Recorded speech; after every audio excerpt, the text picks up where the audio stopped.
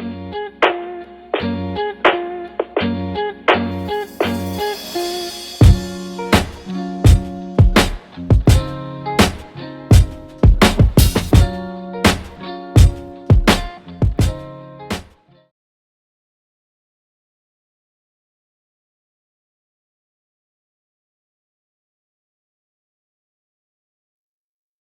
guys, welcome to my channel. This is CeeCeeG. I'm doing this video in light of Domestic Violence Month because I want to tell my story because I went through some things in my previous marriage, my daughter's father, and it was a very difficult time, but I feel that it's necessary to tell my story because it can help someone else out. Now, this took place, I'm going to say, back in 2008. My daughter was about four or five, about five, almost 5 years old. And I just remember I went to the grocery store to pick up some food. Now, mind you, like my ex-husband drove, and sometimes like my mom would take me to the store because like she would go do her shopping and I would just go with her, or sometimes she would just take me shopping. And so I went to the store, I got all this chicken and stuff. So when I got to the house, now mind you, my mother had just had surgery. Like she had my brother's children with her, and she was, we were all together. And I remember trying to use my key to get into the house. And for some reason, it just wasn't acting right. And I kept trying to knock on the door and knock, knock, knock to get his attention because I knew he was in there. And it took him forever to come downstairs to open the door. So when he finally decides to come and open the door, he says, "You came here wrong. You came here wrong." And I'm looking at him like, "What are you talking about?" So I was trying to call him on the phone. He wouldn't answer the phone. And my key wasn't working, so I don't know. He could have just changed the lock. So I don't know. So, um, so he finally opens the door and he said, "You came here wrong. You came here wrong." So I'm in the house. I'm bringing the groceries in. He doesn't even offer help to help me bring the groceries in the house. I'm just bringing all these bags in the house. So from the time that he opened the door and I came in, he was just straight yelling at me, and it was as though like I was staring at Satan. That's how he looked like. He just looked like it's something about a person's eyes. Like when they get up possessed by something, it's what exactly what it looked like. I was staring at Satan. So I'm trying to bring the groceries in, and he's just going off, um and I was like, I said some things back to him. I said, you don't have to be talking to me like that. I said, I just came in here to bring the groceries in, whatever, and you just coming for me, whatever.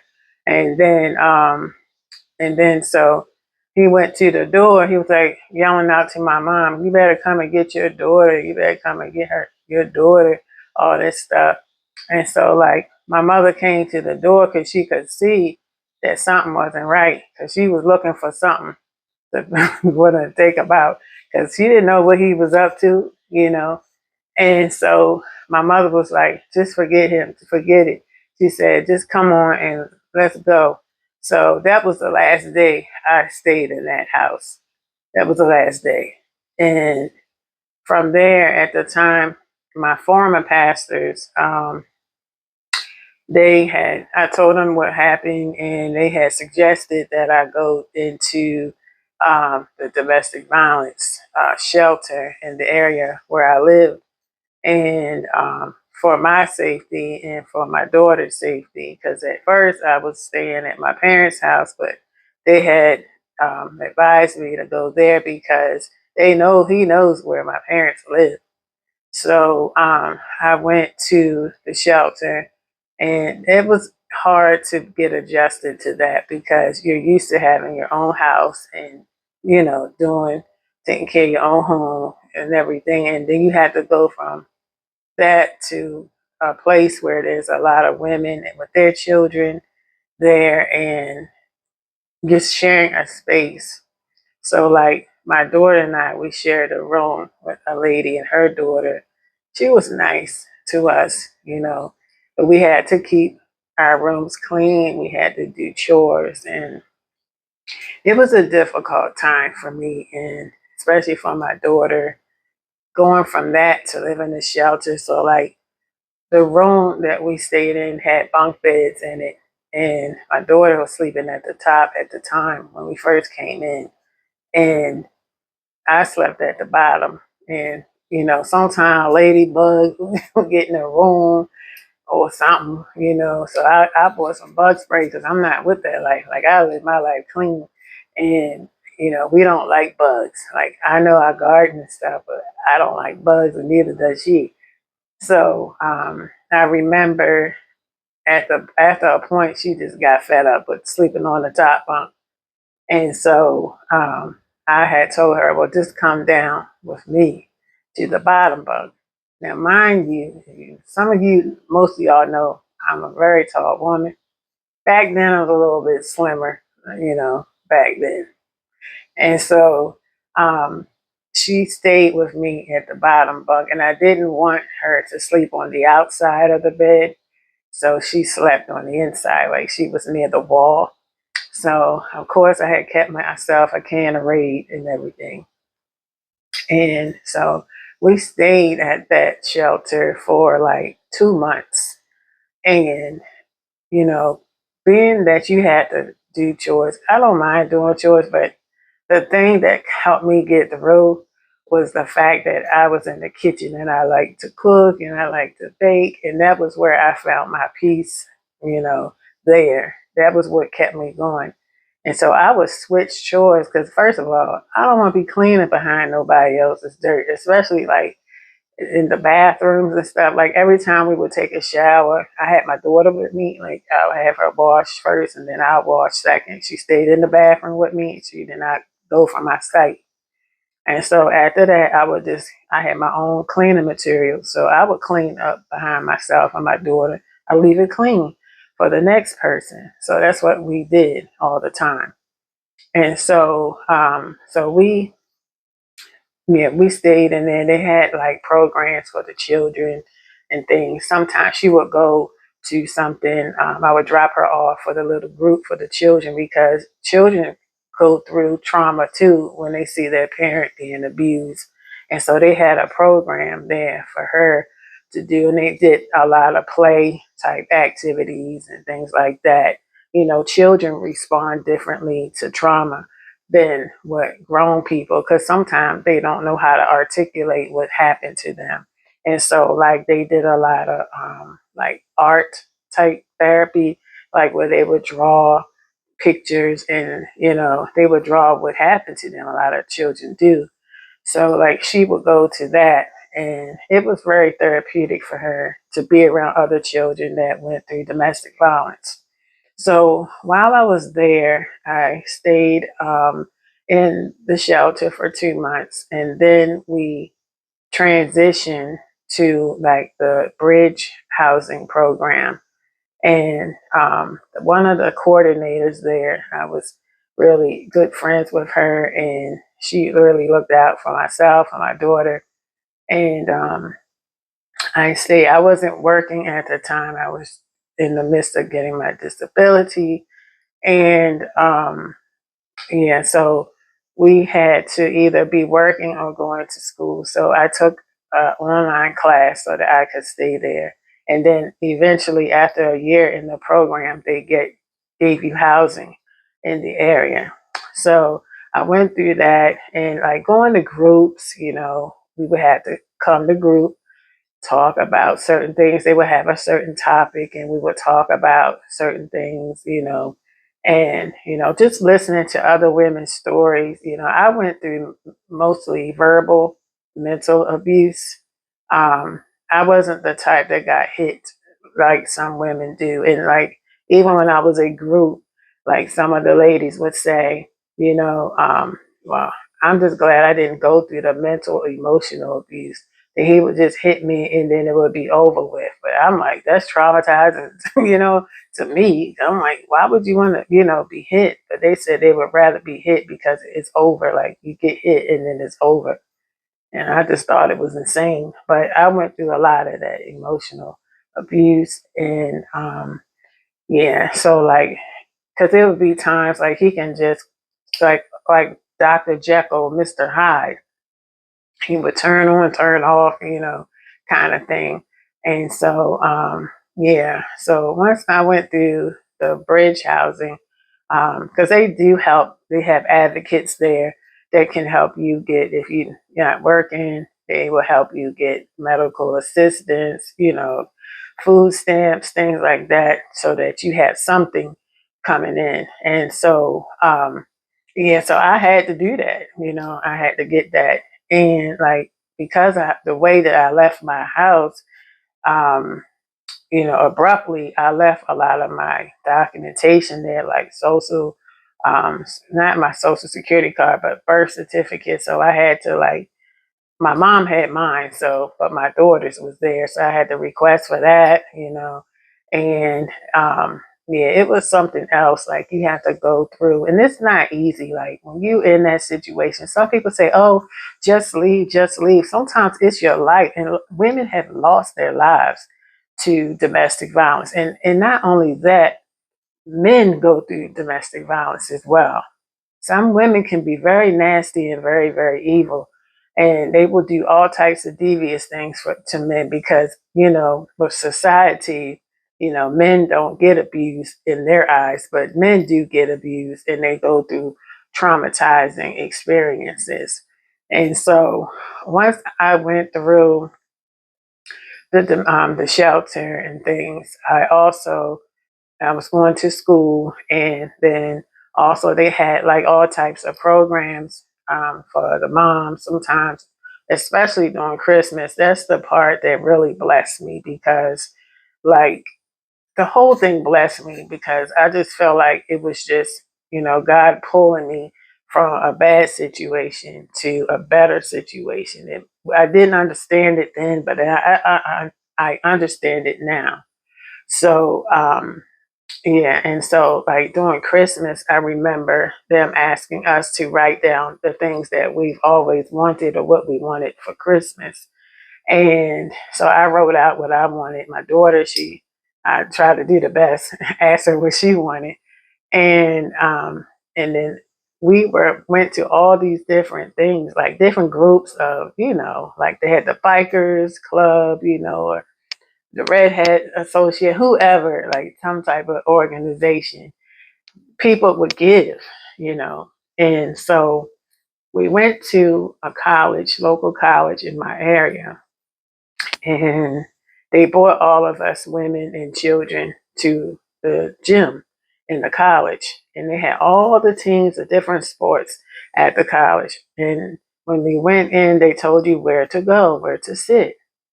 So I had the women's softball team and the men's swimming team, and they all came together. I mean, and here these people are college students.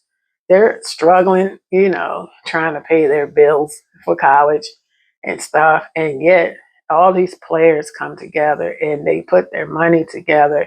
And let me tell you, they blessed us immensely. Like I will never forget their kindness. And they got me everything I asked for and more. And it was like a great big bag, like a trash bag, contractor bag full of gifts, each for myself and my daughter. She had her big old trash bag full of stuff. It was like a Christmas bag, and they just watched us pull one out after the next, and it just really blessing. Like even though I sit here today, it really brings tears to my eyes that there are people out there that really care about people. And so that's why I'm telling my story, because I know that it can help someone. And I was feeling low self-esteem, and am I not good enough, am I not pretty enough, and it really put something on me. And just going through that program, like, I was depressed, and like, the only thing that kept me going was my daughter, because I knew I had to be strong for her. And I don't want her to think that she has to go through that, anybody mistreating her or anything like that. And so it was just the grace of God that got me through that difficult time in my life and my daughter's life and everything. And so, like, so after that, like, we got blessed to go on something, one of those ice skating little things. I don't know which one, what character it was, but they picked us. And so we went to that. It was something on ice. It's been so long, I forgot.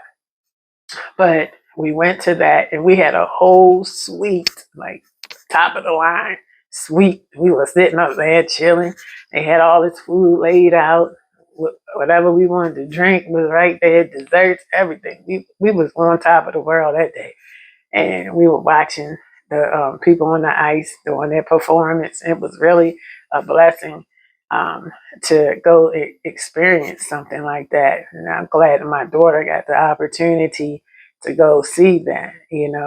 And so, like, we, with Christmas, and not just the college students, like, we've had like contracting companies come and bless us with things. So as time went on, I started to do speaking engagements and things, and I would tell my story. And it was nerve wracking at first because I was nervous, you know. And I'm the type of person, I know how to talk to a crowd of people. I just got to get over that hump. And I just started going to, like, they had this one place, it was a catering business, and they did do charity work for domestic violence. And so they would set up, have catered dinners for businesses to, it was just a charity event to raise money and funds for domestic violence. So I would go there and I would tell my story, how I overcame, how I was able to get out of that situation. It's good to always have a support system around you to help guide you through that time, and you have to make a plan. Some women go through horrendous types of abuse, and some can't get out. They die, or they've been killed or murdered, trying to get out of their situation. And you don't want to go through that. And sometimes you have to just take one little step at a time. And when you're able to, you make it or you break it. You just get out of there. Any open door, you get out of there. And nowadays, like today, there's more domestic violence um, shelters and places and resources that you can go to. And I will make sure that I put the national hotline, domestic violence hotline, on this video. So if you yourself find yourself in this position, you can call them, because they're based all around America, and they will tell you what is in your location, where you can go, who to contact, and everything. And then they will do, you can call them, and then they'll tell you what to do. And so I did do a domestic violence course at the shelter that I was at, because I did some volunteer work, because I wanted to give back to the people that helped me. And so I had to take a couple of weeks of these courses. It was free, but it was a lot of information and things. And so I had got my certificate as a sexual assault um, advocate and a domestic violence advocate. Now, I've never been through sexual assault, but that was part of the course. So I just did the whole thing. So I have that, my certification for that. And also, I need to renew my, when you're a mandated reporter as well. So I need to renew that. But that's something that I went through, and just want to address you women who have or are going through this, that you don't have to settle, honey. You don't have to settle for less. God loves you, and He don't want you to be bothered with all that nonsense, you know. And like, especially when you're a married woman, you think you're supposed to stay in your marriage, like, you know, like that. Now, God can, He can heal if that person is willing to get help. But if if he's not willing to see his ways, you know, God always gives us a way of escape. So, you know, sometimes you just gotta go. You gotta go. And yeah, it's scary. You don't know what's going to be the next step or what's going to be the next thing. And, but let me tell you, God has blessed me tremendously. It was hard. And that's just part of my life. That's something that, you know, I had to go through. And sometimes you wonder, why, God? Why do I have to keep going through this thing? You know, this and that. And sometimes, you know, sometimes your misery will become your ministry. So, you know, and I know that, and I've helped other women, you know, I tell them, you know, make sure you document everything, times, dates, when, what happened, keep it a tally, put it somewhere, hide it in your phone, whatever, like hide it somewhere. You document, always document any incidences, time, you know, anything. So if you have to go to court and get a protection from abuse or PFA, you have a little outline of what you've been going through. You know, I had to go. I didn't get a PFA because with my ex-husband, he was a armed security guard, and I'd rather for him to help me with child support. Now, he didn't come near me, you know, after I left or anything, so I didn't feel the need. So, but I had my support system. Like, everybody knew where I was at all times and stuff. So, you know, I wasn't worried about that. And yeah, like I left my everything. I left my everything. And most of that stuff in that house, like, that was mine, because when I got married to him, he came into my establishment in my house, and so we had moved and everything. And but a lot of my stuff I had to leave, and like I never got to eat the groceries I bought in that day. I never got to lay in my bed no more. That was it. And then and before that, like when I did finally go to get um my things. Like I had, now the first time, I think I had, no, it was two different times. Like the police, they escorted me to the house. So it was two officers. One stayed with him and one stayed with me. And I went and collected some of my daughter's things. That's how it happened. So like she had a whole closet full of clothes that I didn't take because I couldn't take it all, you know. So I took what I could, and I just went on and left the rest. Toys, everything left in that house.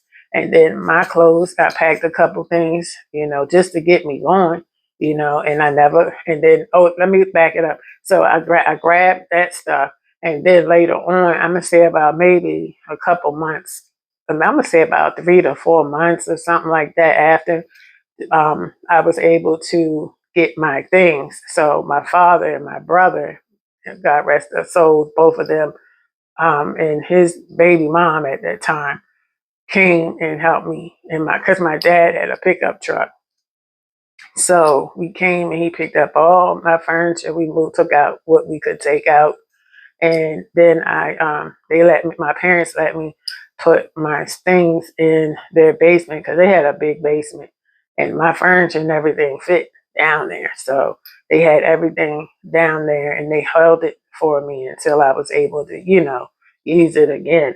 And so like it was a trial, and you know, it was something else, you know, but God got me through it.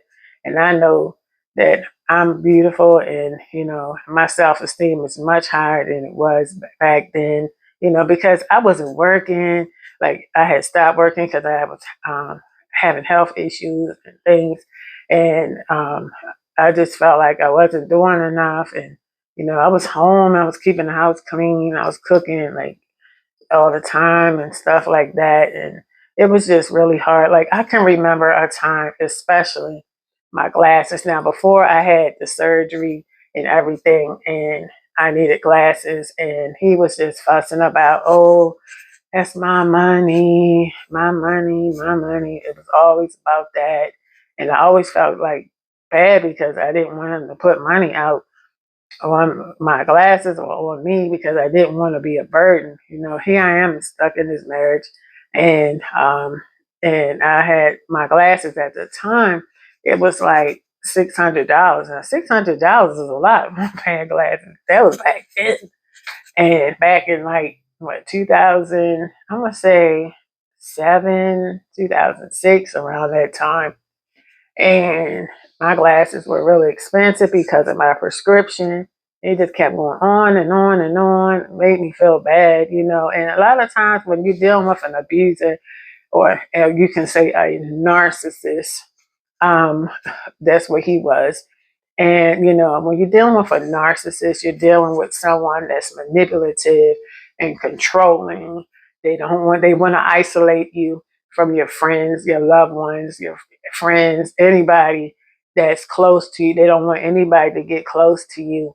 And that's another red flag. Like when they start pushing away, oh, they don't love you. They want to be the sole one that you go to for anything. They don't want you to have family.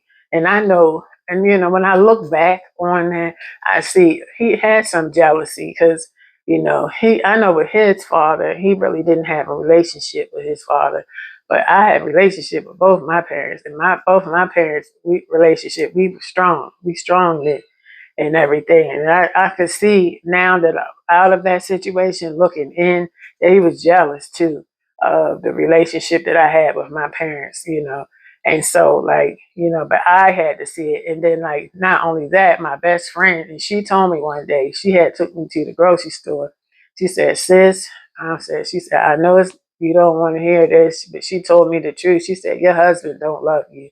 Because if he did, he wouldn't be treating you the way he does. She said, I love you, and I know that he don't care for you, and I really care for you, and I don't want to see you hurt. And that's the day, like, my brain just started clicking and this and that, and I was just like, wow. And so, but it took me to see that. Like, a person can tell you, you put that in the file cabinet in the back of your head, and then, you know, then I remember another thing too. So, like, the ex, he has a daughter, and I took her as my daughter, you know. And so she stayed with us for a little bit because her mom had surgery, but she had epilepsy problems, and she would just have an epileptic seizure. Because I remember I was pregnant with my daughter, and I know I was taking her to school, and on the train she had a seizure, and it was a mess.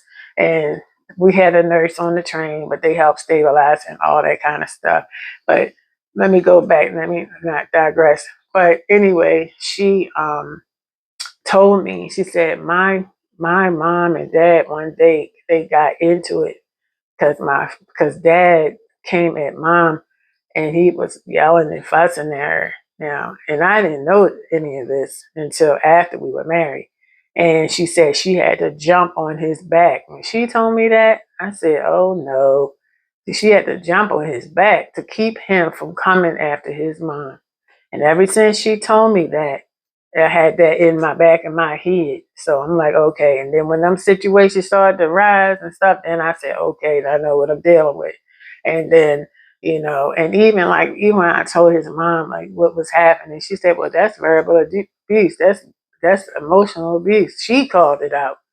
Yeah, but that's still her mother, and that's still her son. So you know how that goes. And so, like, so even though after all of that, I was going through the process of divorcing him and everything, and yeah, getting a lawyer. My mom and my parents helped me with that because I didn't have any income coming in, and so I went through that. They told me, you know, to keep calm, whatever. And then, like, every time we would have to go to like child support or like court for the divorce or the child support, you know, I would just try to remain calm in front of them. But his true colors came out, and he was going on and carrying on. And so, like, the judge saw him for who he was, and his own attorney saw him for who he was. He dropped him that day. That day, he said, I'm done. I'm not serving you anymore. And so he quit him. And so, yeah, but, you know, I just want to encourage you guys. And so, periodically for the month of October, I will be showing some statistics and some pictures about domestic violence. So it's going to only be for October, and this will be something that I will be doing for October. But I won't have to do this video again, but you can always revert back to it. But I will be, talking about it, or, talking about what domestic violence is and how to get out, how to make a plan, how to get out. So I'm just trying to make sure I touch everything. Yeah. But anyway, I just want to thank you guys for your support on this channel. And thank you for getting me over 1,000 subscribers. I know it's a small number, but we're climbing up and we're building this family. You are the CeeCeeG family. And I just want to say thank you so much for your support. And thank you for being so loving and not judging me based off of what you saw with my glasses, because a lot of people judge me and they don't give me a chance, and that hurts too. Like, people don't give me a chance. Like, I got the heart of gold. I'm the type of person I love giving and helping people, when I can. And so I just want to say thank you so much for that. So with that being said, you guys don't forget to like, comment, and subscribe to the channel. And don't forget to turn on your post notifications. Thank you so much for watching, and I'll see you on the next video. God bless. Peace.